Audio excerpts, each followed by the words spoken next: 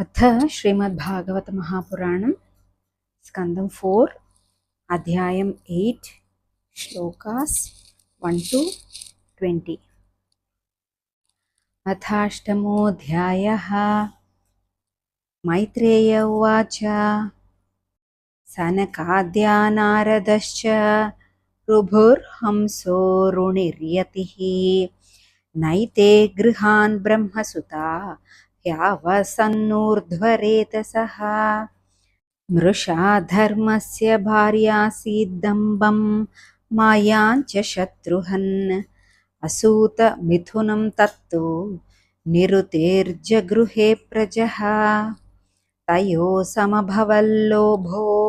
निकृतिश्च महामते ताभ्यां क्रोधश्च हिंसा च यद्दुरुक्तिस्वसा कलिः दुरुक्तौ कलिरादत्त भयं मृत्युञ्च सत्तमा तयोश्च मिथुनं जज्ञे यातनानिरयस्तथा संग्रहेण मयाख्यातः प्रतिसर्गस्तवान् अघ तिश्रुत्वैतत्पुमान् पुण्यं विधुनोत्यात्मनो मलम् अथातः कीर्तये वंशं पुण्यकीर्तेः कुरुद्वः स्वायम्भुवस्यापि मनोः हरेरंशांश जन्मनः प्रियव्रतोत्तानपादौ शतरूपापते सुतौ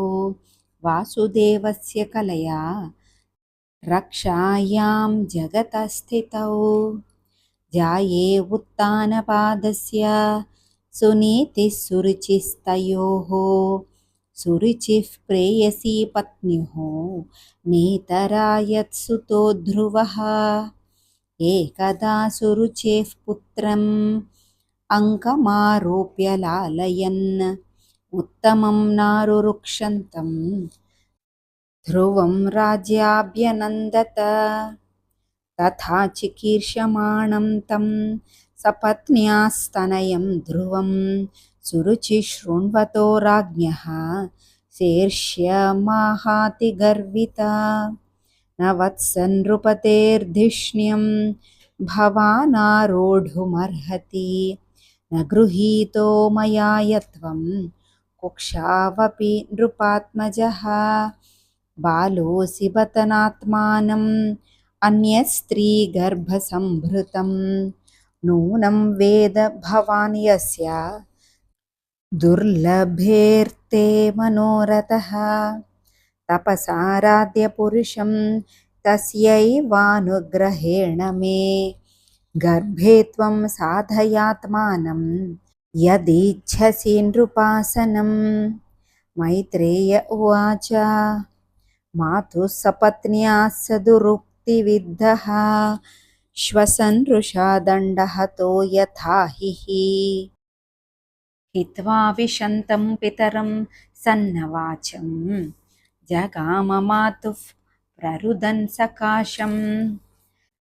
तं निःश्वसन्तं स्फुरिताधरोष्ठं सुनीतिरुत्सङ्ग उदूह्य बालं निशम्य तत्पौरमुखान्नितान्तं सा विव्यथे यद्गदितं सपत्न्या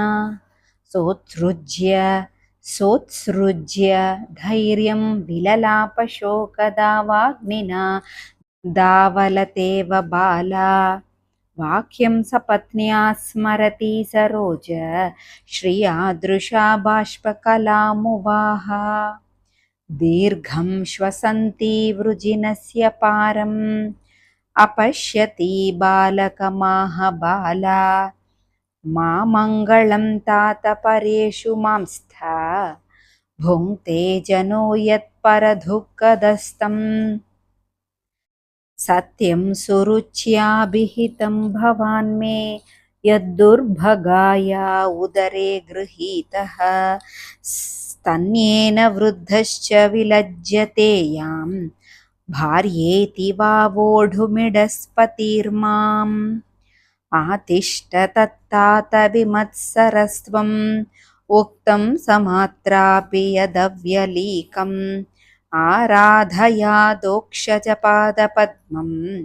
यदीच्छसे ध्यासनमुत्तमो यथा यस्याङ्घ्रिपद्मं परिचर्य विश्वविभावनायात्तगुणाभिपत्तेः अजोऽध्यतिष्ठत् खलु पारमेष्ठ्यं पदं जितात्मश्वसनाभिवन्द्यम्